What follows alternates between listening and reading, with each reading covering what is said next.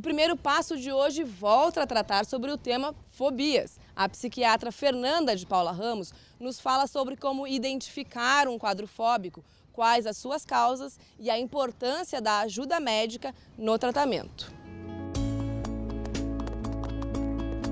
Uma pessoa que é fóbica pode ter diversos tipos de comportamento. O mais comum é essas pessoas terem sintomas de ansiedade, que podem ser o que a gente chama de uma reação de luta e fuga. Então, o que é isso? A pessoa fica muito ansiosa, às vezes dispara coração, começa a suar e quer sair correndo e fugir daquela situação que está gerando desespero. Às vezes, pode ser o contrário. Então, por exemplo, uma pessoa tem fobia de injeção. Ela tá lá, vai no médico e daqui a pouco o médico diz assim, olha, tem que tomar uma medicação, mas essa medicação é injetável. E aí, na hora, a pessoa vai tomar a injeção e pode, inclusive, ter uma reação de baixar a frequência cardíaca, baixar a pressão e a pessoa até desmaiar. Então, são duas reações diferentes, mas que ambas podem ser desencadeadas por um quadro fóbico. Então, diante daquela situação específica, pessoas que têm ansiedade social, vai ser falar em público, ou fobias específicas, eu vou ter que andar de elevador, andar de avião, vou ter que estar num ambiente em que eu sei que pode ter baratas, ratos. Isso pode gerar uma série de sintomas importantes para a pessoa e que muitas vezes vai fazer com que a pessoa realmente, a primeira sensação é ela querer fugir. Quando a pessoa tem que enfrentar, não vai poder fugir, ela enfrenta, mas com um sofrimento muito grande, com um grau de ansiedade muito elevado. Então são sintomas aí diversos, mas todos desencadeados pelo excesso de ansiedade, que é além da ansiedade fisiológica, a ansiedade que qualquer um de nós pode ter.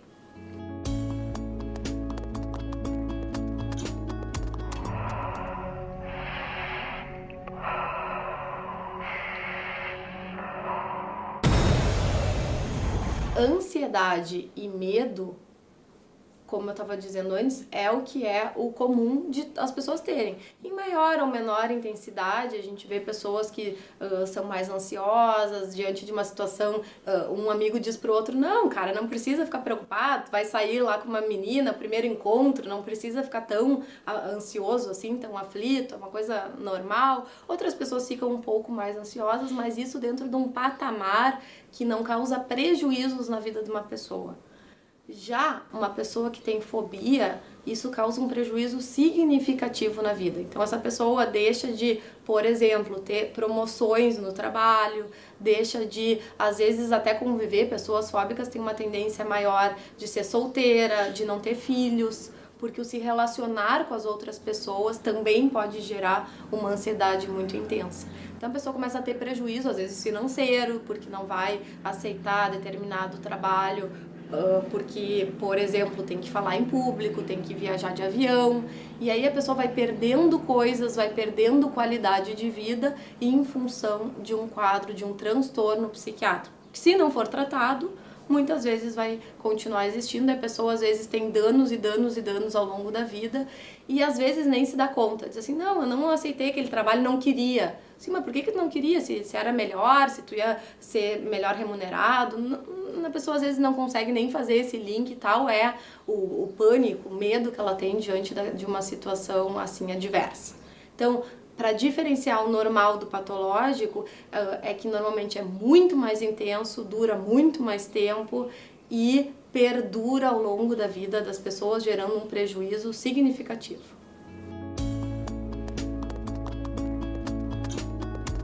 I have a theory. I think if I can get used to heights just a little bit at a time, just a little like that, progressively, you see, I'll show you what I mean. Here. Show you what I mean. We'll start with this. That? What do you want me to start with? The Golden Gate Bridge? Now watch. What's this? Here we go. There. There. Now, I look up. I look down. I look up. I look at it. There's nothing to it. Wait a minute. There's nothing to it. Here. Oh, that's a girl. Oh, use that. Put her right there. All right, here's a First step. There. Okay, now, step number 2. All right, step number 2 coming up. Now, huh? See, I look up, I look down. I look up, I'm going right out and buy myself a nice tall step ladder. Now, take it easy now. All right, now here we go. No problem.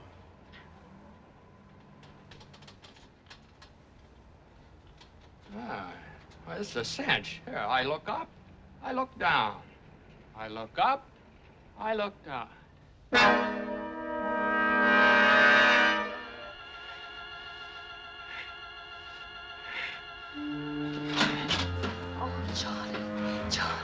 Para a gente diagnosticar, eu acho que o primeiro passo é a pessoa conseguir saber que isso existe e saber que isso é um problema. Acho que isso é sempre o primeiro passo, como diz o nome do programa. Então a gente tem que identificar. Não precisa, claro, ninguém tem o dever de saber qual o transtorno psiquiátrico, se isso é uma fobia ou se isso faz parte de um outro transtorno psiquiátrico. Isso não. Mas a gente saber que isso é um problema que tem tratamento e que os tratamentos normalmente são muito eficazes, isso é fundamental.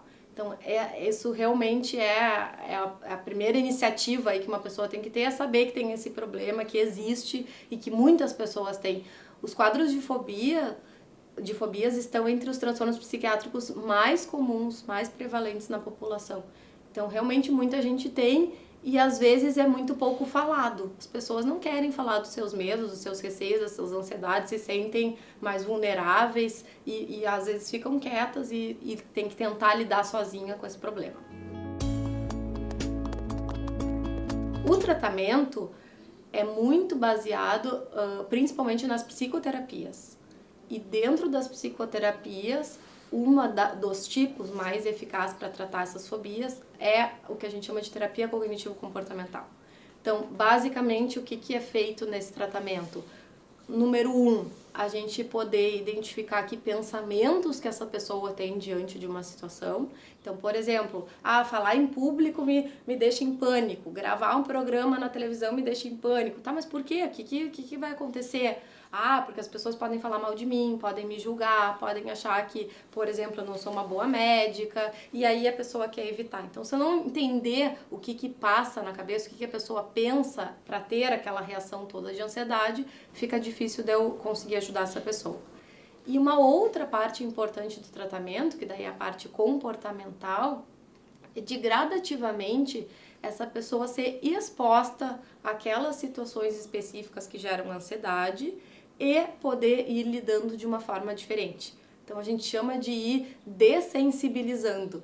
Eu sempre faço uma comparação, assim, como a gente vai entrar num mar que está muito gelado, como é que muitas vezes a pessoa faz, eu entro só o pé, eu espero a água ficar adequada numa temperatura que eu já me acostumei, depois eu entro mais um pouquinho e depois eu resolvo mergulhar. Então não é diferente no quadro de fobia. É inadequado a gente colocar uma pessoa que tem um medo muito grande, às vezes até crianças com medo, por exemplo, de escuro. Não, vou trancar no quarto a criança no escuro e vai passar. Não, aí a pessoa vai ficar mais ansiosa ainda e às vezes aquilo vai ser identificado até como uma situação traumática para aquela criança. Então não, a gente vai devagarinho expondo e vai dando um ressignificado. A gente vai ter que quase que ensinar para o cérebro que aquilo não é tão perigoso quanto a pessoa imaginava que era. Algumas vezes, além da psicoterapia, vai ser importante essa pessoa usar uma medicação. Então, uma medicação específica para auxiliar na ansiedade. É bem importante fazer uma ressalva de que as medicações algumas vezes são usadas por longo tempo e aí é bem importante ser um tratamento que não dê outros prejuízos. Por exemplo, uma medicação que acaba sendo muitas vezes abusada por esse tipo de pessoas são medicações ansiolíticas, dessas faixas pretas. Então essas medicações têm um potencial muito grande de gerar dependência. Então essas devem ser usadas por um período pequeno e depois não ser mais usadas. Outras medicações que também tratam ansiedade, são a base do tratamento para ansiedade, não causam dependência, que são os antidepressivos, e esses sim podem ser usados por muito tempo e é um tratamento eficaz que ajuda realmente muita gente com ansiedade. Então, a gente tem que tomar esse cuidado, porque tanto álcool quanto medicações ansiolíticas são duas substâncias que são muitas vezes utilizadas por pessoas que são fóbicas. Por exemplo, um adolescente lá que vai ter que ir numa festa, interagir, querer conversar com meninas, e aí se sente muito fóbico, muito tímido, e aí quer beber, quer tomar uma medicação aí para tentar se tranquilizar e conseguir enfrentar a situação. Então isso não vai gerar o aprendizado. Então o ideal é que a gente vá fazendo isso gradativamente, sem ter que usar uma substância de abuso, porque senão essa pessoa vai permanecer com o problema, talvez para o resto da vida.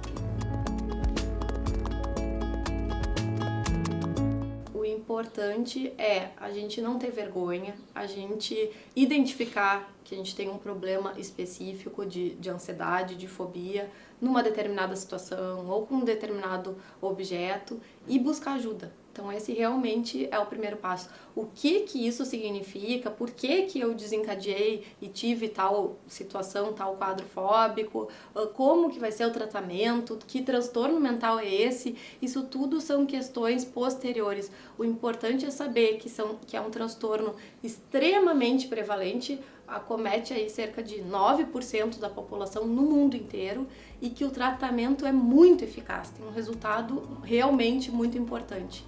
Então essas pessoas, a coisa mais importante é a gente identificar e a gente buscar ajuda.